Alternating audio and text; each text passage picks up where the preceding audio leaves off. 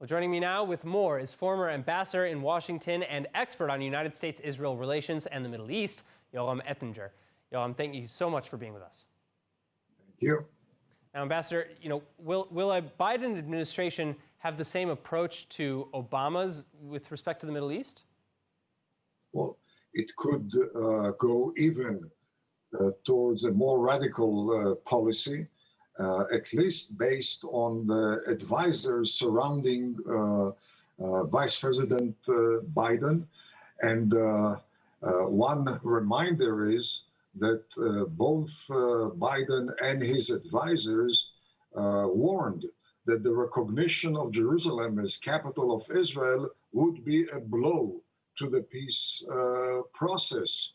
The same attitude has been exhibited towards the aid to the Palestinians. The current administration has curtailed almost the entire foreign aid to the Palestinian Authority due to their demand that the Palestinians desist from subsidizing on a monthly basis families of terrorists.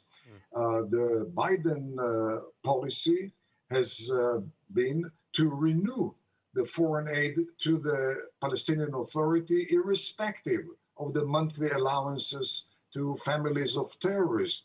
The Trump administration stopped altogether foreign aid to UNRWA.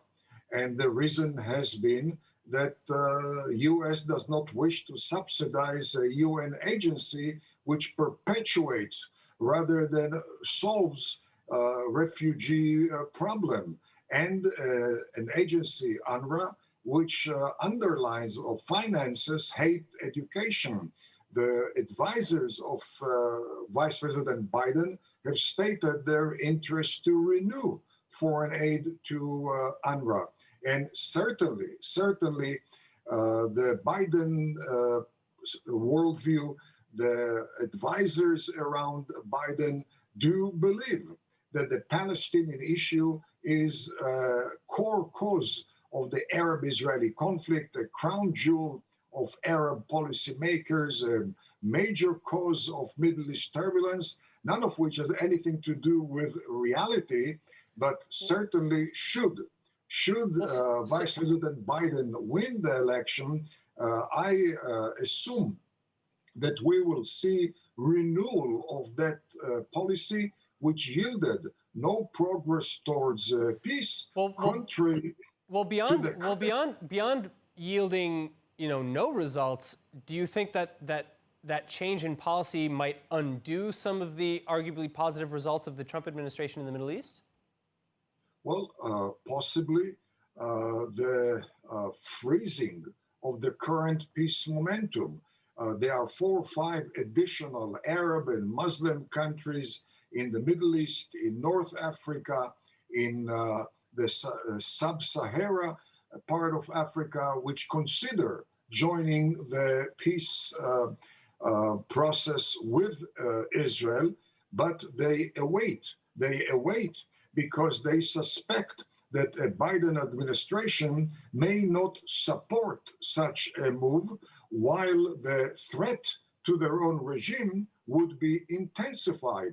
The United Arab Emirates and Bahrain and Sudan joined the peace process with Israel under the assumption that the U.S. would stand up to Iran rather than embrace the Ayatollahs of Iran. And certainly the same thing with regard to the Muslim Brotherhood, the largest Muslim terror organization, which the Obama-Biden administration embraced and courted, contrary to the current administration, which supports Jordan and Egypt and the UAE and Saudi Arabia and Bahrain's fight against Muslim Brotherhood terrorism. Well, I think it'll be very interesting to see how all of this plays out ahead of the election, especially as, a lot of the media in the United States is largely ignoring, some of the peace agreements or the progress made in the wake of the Abraham Peace Accords. But Ambassador Ettinger, thank you so much for joining us. Thank you.